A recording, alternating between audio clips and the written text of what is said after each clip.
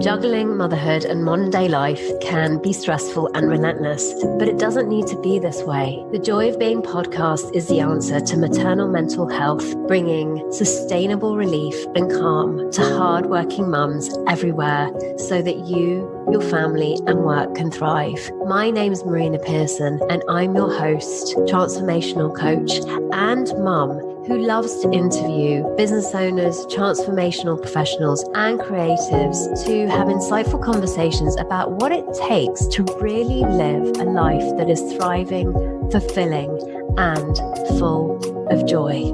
And today I've got some amazing news. You can now order your very own version of the Joy of Being book, supporting hardworking mums to stress less and live more. If you're the type of mum who is struggling with the burdens of motherhood or modern day life, then this will be a perfect book for you. If you're curious, you want to know more and you want to see what's up with that book, you can do so at www.marinapearson.com/order. So on today's show, I have the beautiful Michele Attias. I met Michele at a coaching training back in London 4 or 5 years ago now, and it was a wonderful experience. And as all these things happen, we lost touch, and then suddenly she got back in contact with me because she saw the podcast in You magazine back last year. And I went on a frantic search to see if I could find one, and in the end managed to get one online. And it was a lovely surprise to be put in the same category as Russell Brand, as Dr. Chatterjee, as Ruby Wax in the wellbeing section of the podcast entries. So thanks to her, I found out that, yay, the podcast has been liked by a magazine and that has been featured there. Plus, I loved what she's up to in the world, and she's also an author and a writer for Thrive Global, and has a unique coaching methodology which combines the most powerful aspects of coaching, deep mindset work and life design, drawn from spending over 20 years working in the psychology field. She has also been featured in the Daily Express, Sky TV, Gibraltar TV, radio, media, and speaks internationally at events and conferences. She was also finalist in Women Inspiring Women Awards, and in 2017 was a Best Coach finalist at the Business Women Awards in the UK. She coaches clients to become better decision makers and action takers without the stress, overwhelm, anxiety and burnout, leading them to create what they want in their professional life whilst becoming more fulfilled in their personal life. With deep knowledge of coaching, Michele is extremely personal and cares deeply about people, combining these qualities with a no-nonsense approach to getting results. I think that the nominations and her experience and her inclusion in all of those magazines and papers and so forth speak for themselves. But we also had a beautiful conversation about how it's possible to stop seeking and start living. One of my biggest takeaways from this podcast episode was the fact that when we do keep searching, when we do keep seeking, when we look to things outside of ourselves that we think we're going to make us happy, then actually what happens is we stop living the life we were supposed to live, which is one of peace, love, gratitude, and wisdom. So if you are an eternal seeker like I used to be, and you keep looking outside, or you keep going to the next seminar, or you keep going, yes, when I get there, then this is going to be an amazing episode for you. Enjoy. So welcome everybody. And on today's show, I have Michele Attias. Attias? I met Michele 5 and a bit years ago. We were just talking when it was the last time we met, and it was when Leo was still a baby, so he must have been 6 months old, and I'd just come back from Bali. But we met on a training with Jamie Smart, and we've been in touch ever since. And so she was actually the one that pointed me to the podcast being in New magazine. Yes. Alongside Russell Brand and Dr. Chatterjee and Ruby Wax. And I was like, oh my God, it's in the top 10 of wellbeing podcasts. So I was just hugely chuffed. And of course, thought, Michelle's a brilliant person to interview because she's also an author. And we decided that today's topic choice was going to be the myth of purpose, and how we don't need to have this idea of purpose in order for us to be happy. So welcome, Michele. So lovely to have you here today. Thank you very much. I feel so honored to be here. And I have to say to Marina that I was so excited when I was reading my magazine, relaxing reading my magazine on a weekend, and I saw your face pop up. as a top 10 podcast. I sent you a message and I think we reconnected more then, but I was so proud of you and well done for doing that. It's fantastic. Well, I'm proud of me too. I have no idea how that happened, but it was amazing to be sort of, this is a massive labor of love, and to be recognized for the hours put into this, and that there are people out there who are really enjoying it and getting something out of it was just a massive, I felt really grateful. So thank you for pointing me in that direction, Michele. It's beautiful. So Michele, I know that you wrote a book about seeking and stopping seeking. And I know that today's topic that we decided to focus on was purpose. I'd love us to start with, what's your take on purpose and how did that fit in with the book that you wrote? Yeah, I mean, my take on purpose now wasn't my take on purpose a few years ago. So my take on purpose a few years ago was I have to find my purpose or else I'm not going to be okay. I have to keep running. And I felt almost like a marathon runner because, overcoming all those sort of hurdles I have to kind of jump over. So I'd run into something thinking, okay, this is where it's at. This is my purpose. And once I find it, I'm going to be okay. Actually, I would find it. Well, I would get there and I was a few days down the line, I felt empty and I felt that feeling of satisfaction had kind of evaporated. And it was constantly like that. And it was always about this big, fat purpose. It was big fat purpose, and unless you find it, you almost can't be in the world. It's almost like that's your reason for being. And so Mark Manson wrote an amazing article. I don't know if anybody reads Mark Manson. I love his blogs. He swears a lot, but other than that, he's fantastic. And he writes about who cares about your passion. And I remember reading it a few years ago, and it almost like hit me. When you get it, like that was one of the insights that it hit me, and I thought, actually, who cares? What if I don't have to have this huge, big, fat purpose? What if I can just look at my purpose for today, just for now? Like, what do I want to create right now? What's my purpose in this conversation? Like we talked about that earlier when we first had a conversation before we hit record. Is I guess what's our purpose for today? It's the same thing. And I ask myself, not only do I ask myself, but I ask my clients as well. When we get on a call, what's your purpose for this session today? What do you want to get at the end of it in a very small way? Do you want to be a better leader? Do you want to be so these are tiny little purposes. Do I want to get something out of it that's important for me to get out of the session? Or that's where I define purpose. But this huge fat purpose of, doing this gigantic thing that's going to change the world, I think adds a lot of overthinking to our day. It adds a lot of stress. And what we were talking about before, Marina, about this podcast and how we reconnected and how I saw this podcast being featured in a magazine, and you had no idea that it had been featured. Your purpose could have been to be featured in a magazine when I do the podcast, but it wasn't. What you said is it's a labor of love, and the labor of love organically created that. Rather than you pushing, it has to be. I have to have that, or else my podcast isn't going to be okay. So that's the difference. But I think for me, it's the energy by which we create always. And if that creation for that purpose is always that we're not going to be okay unless we have it, then we're tripping up before we even started. Yeah, I remember feeling the same way. What is my purpose? I can't be happy until I find my purpose.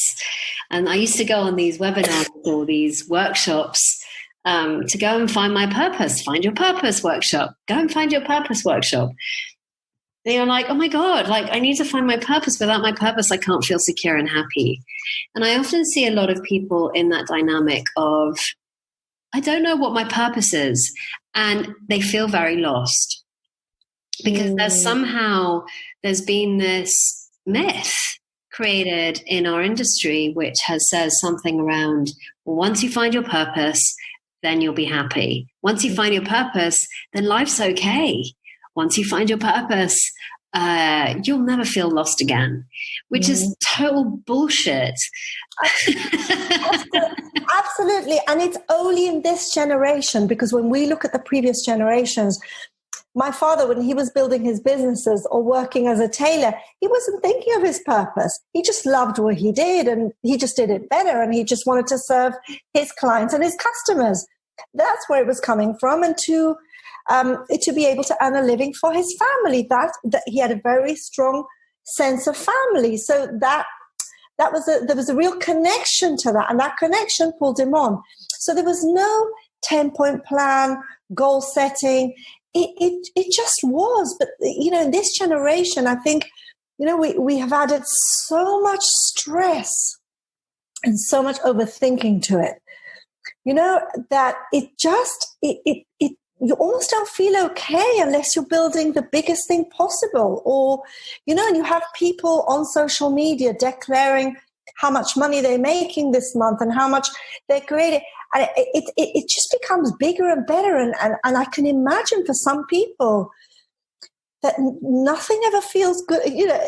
How do you feel good enough? It's so difficult to measure up against others. Mm. So it's really about loving what you do, but having clarity about what's important to me. That to me feels more connecting. Like my kids are important to me. Creating something that I can create a legacy for my kids, for my clients. There's certain things I really, really care about, and that's what I focus on. And my purpose for each moment. For today, never past today. And that's, to me, that becomes more manageable as well. And for me, I'm all about, making things more manageable and more effortless. Because you wrote about this in your book, didn't you? Remind me of the title. Look inside, stop seeking, start living. They were great. And for you, because you mentioned earlier on that you were constantly seeking. I'd love you to talk more about that. What was the impact of that for you? It was just, here's the thing. I realized that the decisions that I was making out of coming, because we always have to look at where are we coming from? So when I'm coming from, it's okay to create and to have goals and to have things that we want to have in our life. But if the place that we're coming from is a place of not feeling like enough, that seeking becomes very, very stressful. And that seeking becomes I won't be happy until I have that. Mm. And so that seeking seemed to come, if I can think of different feelings and probably thoughts and feelings that were the engine or the fuel that was driving that, was a lot of anxiety. I had a lot of anxiety about it. I felt almost like my life was about to finish and I had to really get this sorted and dusted as soon as possible. I always felt in a rush. And that affected my relationships. It affected the decisions that I made. I'm married and divorced twice. So it's not just once. I did it twice. And I really believe that was from a place of seeking, of anxiety, of, if I don't do it now, it's never going to happen. Also, on the outskirts of that is this feeling of scarcity. There isn't enough to go around. I have to grab things quick. So rather than looking at life as abundant and having more than enough and trusting that life was going to take me where I needed to go, and I would know as time went on what the right decision would be, I pushed life to one side. I pushed my inner sort of intuition, shall we say, to one side, and I just plowed on. And what's been really, really different in that is I always call it plowing versus allowing. And how I was doing it, I was plowing ahead into life. Whereas with the living bit, so that was the seeking bit, with the living bit, I could almost like sit back. Like if I looked at the body language of that, the seeking would be like this. My body would be moving forward. And the allowing, I was like, I could sit back and enjoy life, take on some new hobbies, have fun, and allow what would come from that place. Leave space for. And what was incredible for me, when I left space, and I was terrified, it was the scariest thing I've ever done, because I've never left space for anything, because I never trusted that anything would fill it. And it always had to be filled. When I left space for it, things started to come really effortlessly. Just people started to contact me, whether it was clients or ex-clients or speaking opportunities or this or that. It was like everything I had plowed for years, like suddenly I sowed the fields and it's like all growing. So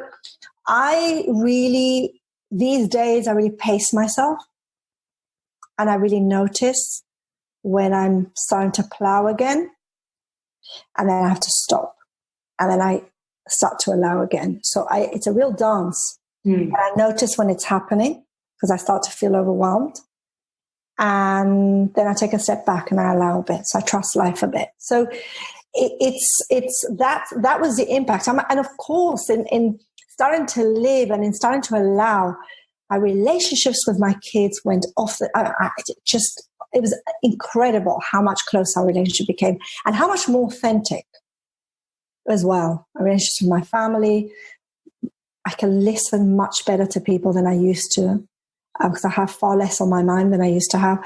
So it had a huge impact, huge. Yeah, I can really resonate with your journey, because it's been very similar to mine.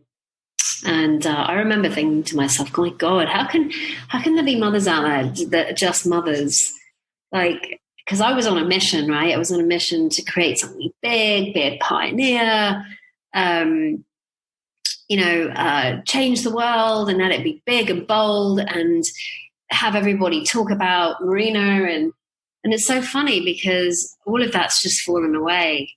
And what's been left is a lot more space and quiet.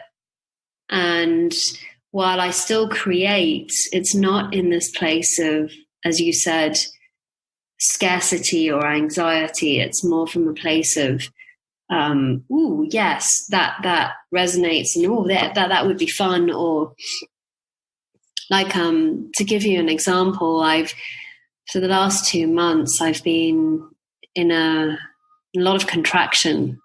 Yes. And I'm only just coming out of it now. And there's been a lot of growth, and there's also been a lot of emotional shitstorm. Yes. But I haven't really had the intent or the wherewithal to create anything from that, because there was really nothing to create from there. It was all fear and scarcity. And so just today I was pondering over, what would it be like if I could share my journey that I've been on for the last 2 months, and would that be of value to anybody, and kind of see if there would be any kind of interest in being able to help mums or women in this particular situation. So there is a dance. But it's never occurred to me over the last 2 months of, I'm not living my purpose. Oh, I need to get back on track. It's never really been the thinking, but I remember it used to be that way. I'm off purpose. I'm off track. I'm not. Have you found that to be the same? Absolutely. And that's what I mean. In the allowing, I think it was last year, I had a really, really difficult time. About a year and a half ago. Just family stuff was going on. My daughter had left home, go live with her boyfriend. It was a lot of personal stuff coming in, and I was trying to create in the midst of that. And then I woke up one morning and I thought, Michele, just allow your system to reboot. The same way as I do with my with my laptop, I have to allow it to update its programs. I have to allow it to reboot. I also need it. And that's I cannot create right now. I couldn't. I write weekly articles for different online platforms. I couldn't write. I just didn't feel like it. And I thought, well, I don't feel like it right now. And that's going to have to be okay. And I'm just going to have to let it go. But the thing is that years ago, I couldn't allow myself that moment. I couldn't. And I really resonate with what you're saying as a mom. With my first child, I had my child, and within 3 months, I was back at work. Yeah. I was back at work. I couldn't be home. I struggled with my second child. I worked about a week, just a week before my due date, I worked. Wow. So a week before I gave birth, I couldn't let go. And even as I was getting divorced when my daughter, when my second child was 3 months old, I was still looking for new opportunities. I wasn't allowing myself to grieve, to be with what was occurring, to allow for that to happen, to seep in. I was just plowing out there, and then making decisions from that place of scarcity, of fear, and we're always running towards, I always have to ask myself often, am I running away from something? Am I running towards something? Constantly running. I really resonate because I used to see some of my friends take a couple of years off work after being mums. I used to stare at them thinking, how can you do that? How can you have 7 days in the week when you are not in creative mode or working or going somewhere or building some structure into your week? How on earth can you do that? But they did. And I never understood that. So I really resonate with it. I couldn't just be a mom. And there's nothing wrong with being a mom. But I just never could. Whereas at the moment, one of the things I love most is to be home. I finally have somewhere where I feel a lot of peace and a lot of calm. And I don't have to run. And it sometimes troubles me because I think, but I was always running out. Why am I saying it? I just have no desire to. There's nothing to run to anymore. There really isn't. Yeah, and it's a relief to know that you don't have to live up to this expectation that you've made up in your head about this made-up purpose that you have to live up to, that you're not living up to or you're not working towards, right? It's all made up. It's all made up. Finding your purpose and your life only being of value if you find a purpose is all a complete lie. But yes, during your day, could your day be more magical if you create a little bit of purpose bits into it? Like I want to make a little bit more difference when I speak to people, or I want to be a little bit more purposeful today in how I communicate with my kids. Those kind of little bits can make you connect better to life. Yes. There's a little mini little purposes, I would call it. Yeah, I really hear that. And it's interesting because the sense I get is that when we think that our feelings of insecurity are coming from the fact that we don't have a purpose, we're kind of looking in the wrong direction, aren't we? Absolutely. And I think one of the things that really changed for me, Marina, was when I got involved in the 3 principles, and I was going through my second divorce at the time, and I literally was, well, if you could pick me up off the floor, I was going through a pretty difficult time. I mean, the first divorce was pretty bad, but the second divorce almost finished me off. And I had 2 girls which were already teenagers. It was very hard, and we lost everything. It was a terrible time. And I got involved in the 3 principles, and I somehow felt calmer. I don't even know how I navigated that time, but I stopped running, and I started to take walks through nature. The leaves, the colors of the leaves almost were like magnetically green. I'd never seen anything like it before. It was like all the filters of thinking that I had were lifted. And I couldn't believe how they were, I felt so effortless and light at such a difficult, unbelievable time. So part of me slowing down was that piece of my feelings are coming from my thinking. And what if I didn't have to take them so seriously? And I used to walk as if I power walked, whereas I then walked very, very slowly. My kids would say to me, Mum, for God's sake, you're 50 years old. You're no longer than, you're not older than that. Walk quicker. I just didn't. I was because my whole mode shifted. I drove slower. Everything, just every part of me very organically slowed down once I knew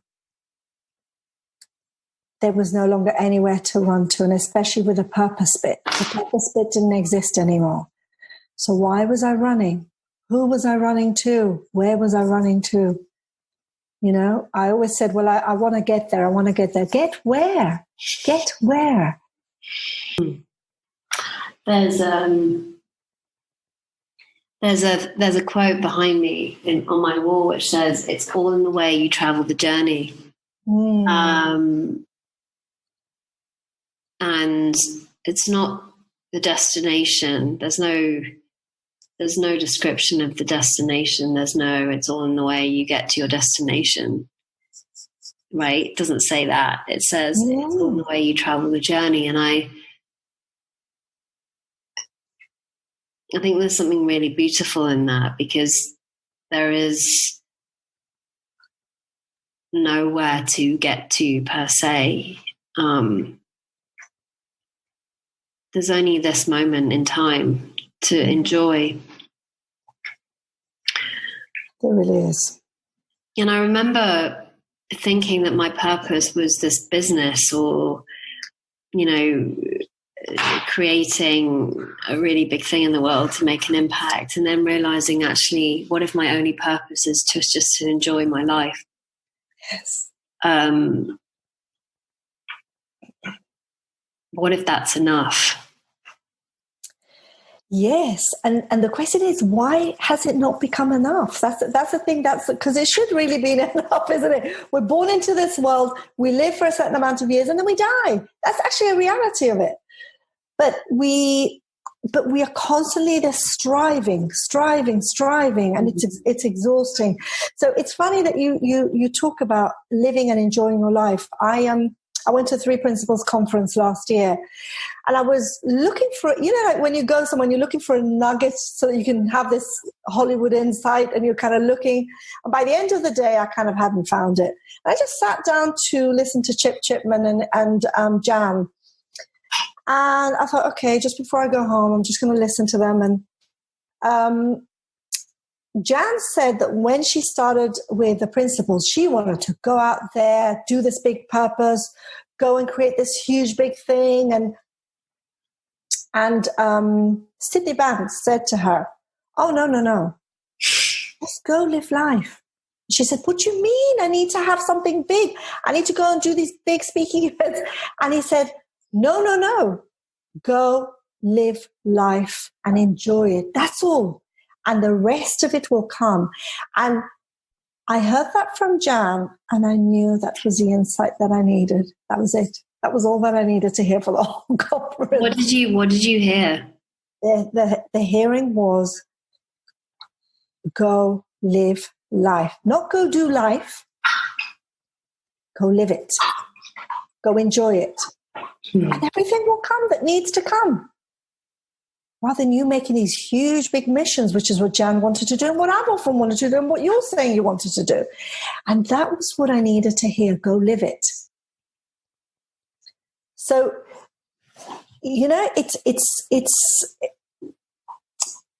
it's incredible how something as simple as living it, which we're already doing, becomes so hard. Becomes so hard because we're already living it. We were born into life. We didn't ask to come in. Something along the way brought us into life. We were birthed through. And once we reach a certain stage in our childhood, before then, we're truly living it. We're having fun. We're unleashed. We're at the best of who we can be. And then there's a before and after moment that happens that suddenly changes everything. And we can no longer then just live. We have to then prove, be a good girl, do certain things to make mom and dad happy, it's a certain shift that happen. I'm working with a client at the moment who's got a couple of kids, and I've asked him to observe his kids because I want him to get really clear about this. One of his kids is quite little, and she's totally unleashed and very cheeky and very funny and just says what's on her mind. And that hasn't hit her yet, that moment. But his older child is already edited, and it's how we become. And I just go back sometimes. Recently I've been watching old home videos of myself, and I was like 2 or 3 or something. And it's something sometimes that we need to do is who were we then? Because that's really our authentic self.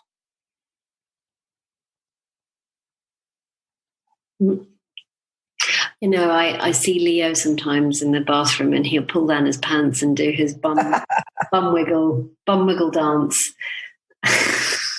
And he'll put on this smile and this cheeky look and go.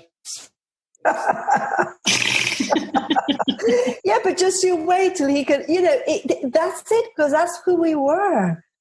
We were living life before thought came in and started telling us, "Hey, that's not okay to do that. Hey, that's sort of a shameful thing to do. Hey, stop doing that. Try and please this one." Start to prove yourself by doing more.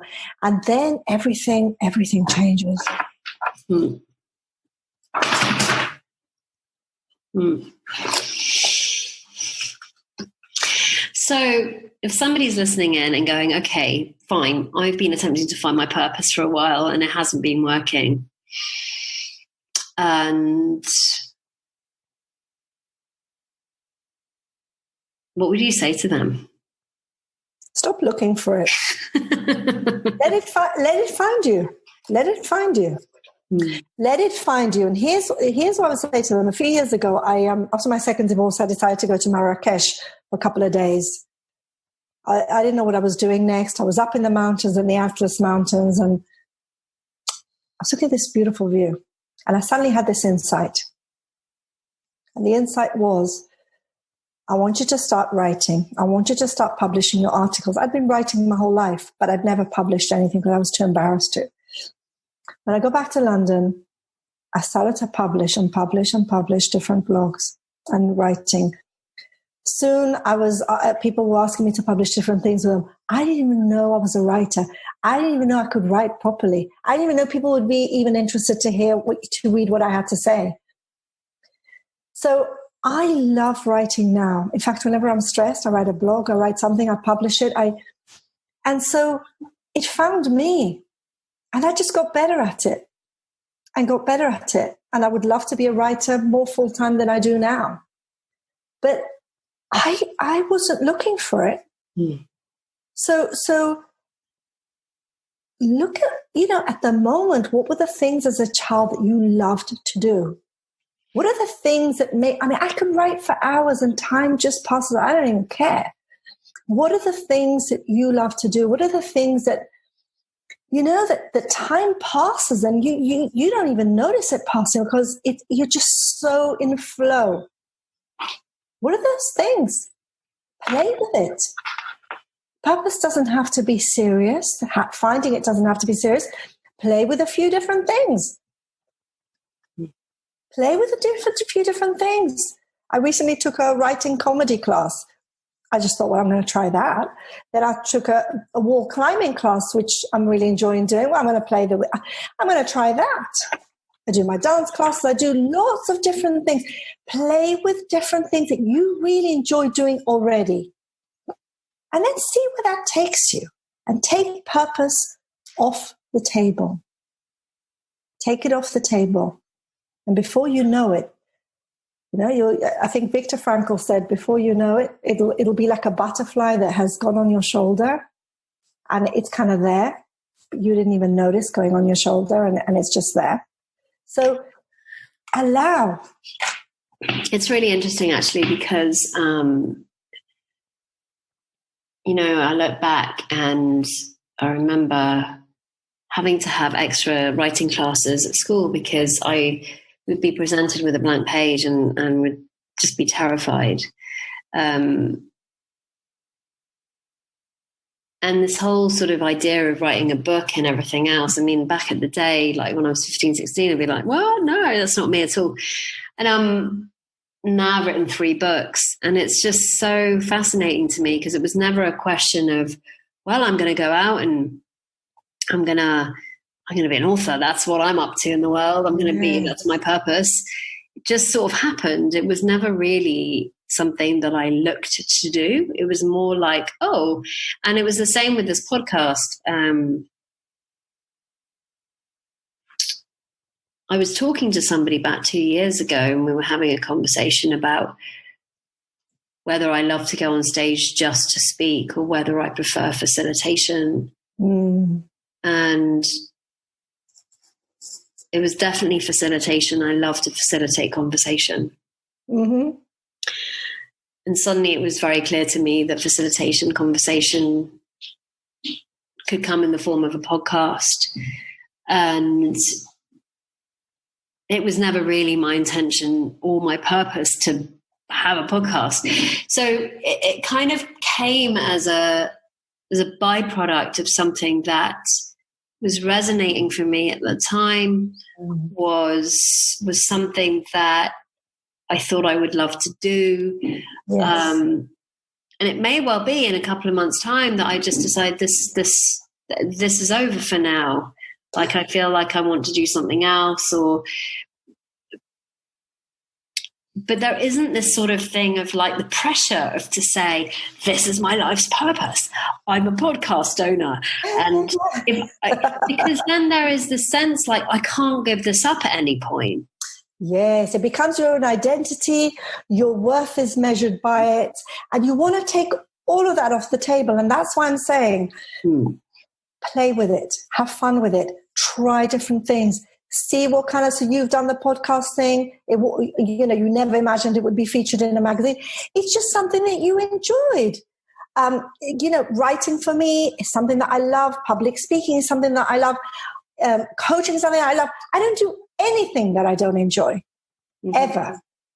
I always fill myself with things that bring me joy, that bring me fun, that allow for me to play this game of, okay, let me try this. I'm going to try that, and I'm going to try that. And then sometimes I'll think, I'd like to do more of that. Actually, I really enjoyed that. So that's where it goes. So I would say to anybody looking for the podcast, for the podcast, or the purpose, is just an illusion. It's like you're in a desert and you see these this food floating around, these mirages. It's just a mirage. You're in the desert. And what you need to do is you need to just keep walking, and you'll start to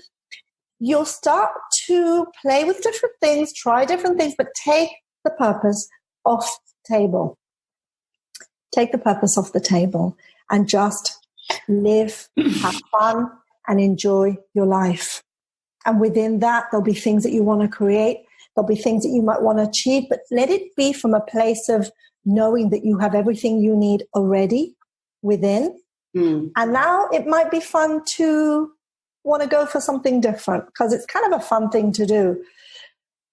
But that's a very different engine.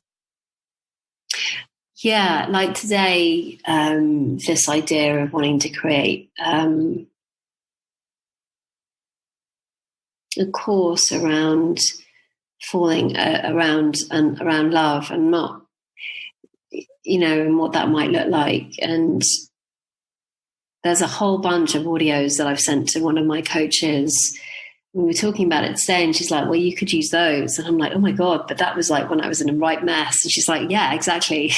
I was like, actually, that's a really cool idea to share those real life moments and to then talk about them in that context, something that I've never done before. Yes. And so there's always newness that can come from something that you've done before, and you can express it in a different way. Exactly. But it's always from a place of exploration. Right. One of the things that I loved when I did, I went on Steve Chandler's Coaching Prosperity School. Oh, you did? Yeah, I did. One of the best things I ever did, to be honest. And one of the things he talks about is us, like when you go to a science lab, you have these scientists with white coats, and they're looking at different potions. They're looking at, well, they're going to mix this solution with that solution, see what comes up. He said, just put your white coat on, your scientist white coat on during the day, and experiment, test. Just test, keep testing different things. Because, the scientist isn't taking something so seriously. They're just testing different solutions to see what's going to come up. Yeah. So put the white coat on and just test and try different things from a place of fun. Yeah, there's a chapter in my book called The Joy of Exploration. And I remember having this massive insight as I was watching Leo, who must have been about 2 years old, exploring and like getting a pea and one of those spades, from the beach, and attempting to pick the pea up with the spade and put it into like a bucket. And me going, no, but you can do this so much easier with a smaller one. And I was like, actually, he's not interested in the outcome. He's just interested in what will happen if. Yes. Like there's what will happen if I did this? What would happen if I did that? And rather than it being, if I do this, then this. And I love that you said that, because you brought up something very, very key for me, which is how I live my life, is outcome versus growth. When we're focusing on outcome, and I do this not only in my professional life, but in my personal life, even when I date, when I focus on outcome, it becomes very personalized. I become very stressed about it, and it becomes about failure or success and the measure of my worth. The minute I look at growth, I always can ask myself, what can I learn from what's occurring? What is this teaching me about how I'm showing up in the world? What is this teaching me about life? What is it teaching me about where I want to go next? It's constantly bringing up other type of questions, and you take outcome off the table. So to me, it's been such a different journey to do that, to shift from outcome to growth. That's beautiful, because it's almost the same thing that we were talking about earlier on, that there is no destination to get to. It's just the journey that you're on. And what came to mind as you were talking was this idea that I don't see any plants or any trees or any anything in nature going, I've got to find my purpose. I've got to find my purpose. I've got to find my purpose. Without my purpose, I'm nothing. Just plants and things just do what they do. And they just are. And so there is this sense that we are that same energy that is created, that is the same energy as everything else. Yes, and that's why I spend so much time in nature. I try, when I wake up in the morning, I go outside, I listen to the birds, I watch the trees, I take my dog for a walk. Nature is really, really important for me. It's what calms me down. It is what allows me to breathe. So there's certain things that I know, and I think for anybody who's listening, pick up those things that really replenish you, that really feed your soul, and make sure that you are around that, whether it's good friends, whether it's in nature, swimming, anything that kind of really connects to your soul is really, really important to me, because nature, when I watch it and I observe it, as you say, it does what it needs to do. And if we only would leave it all alone, we would be able to do the same. And sometimes we can leave it alone and sometimes we can't. So we flit in and out. That's why to me, I see it very much that I have to pace myself. After all these years of having been a therapist, having been a coach, I don't believe there's anyone in the world alive, I don't care how self-developed they are, that doesn't have these moments of coming in and out of it. But the good thing is I now know when I'm coming into it and when I'm coming out of it. That's the only difference, but I still come in and out of it. What's the it? The stress, the overwhelm, the overthinking, anxiety. I'm feeling it straight away. I think, oh, okay, Michele, you're now at the victim of something that you're telling yourself you need to do. So I take myself off social media for a bit. I might even have a couple of a few hours of telephone detox. So I switch off my mobile phone. I call my kids and I say, I'm going to switch it off for a few hours. Go take myself to nature. It's the first thing I do. I understand that. And then I pop back in again. And then I can breathe again. Mm. So it's you come in and out of it. And the in is, for me personally, those are the things that suddenly make me feel overwhelmed. And I can't think properly and everything becomes too much. So for someone else listening, it might be something else. Mm. But be more conscious of when you're popping in and when you're popping out. It's not that you can stop it, but you're just being conscious. And rather than resisting it, because whatever you resist persists, rather than telling it, go away, just know that it's coming. Welcome it like some neighbor that you can't stand. Know that it's coming and just take yourself off somewhere or just be with it. And then it'll pop back in again.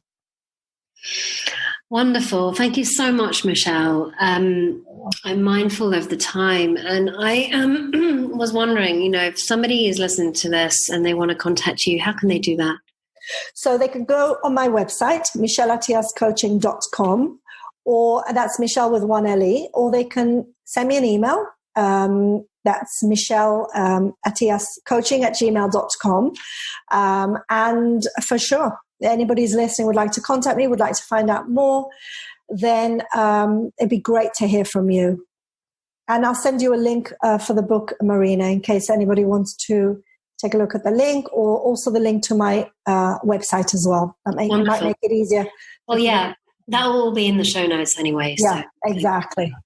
So thank you so much. It's been wonderful to have you on today. And for those of you listening, I hope now that you know that if you don't have a purpose when you wake up in the morning, it's okay. You don't need to look for it. It's not under the bed. It's not under the pillow. It's not even under your shoe. It's where you're at in that moment, and it's inside. So until the next time, bye-bye for now. Lovely speaking to you, Marina. Take care. Bye-bye for now. And there we have it, another amazing episode of The Joy of Being.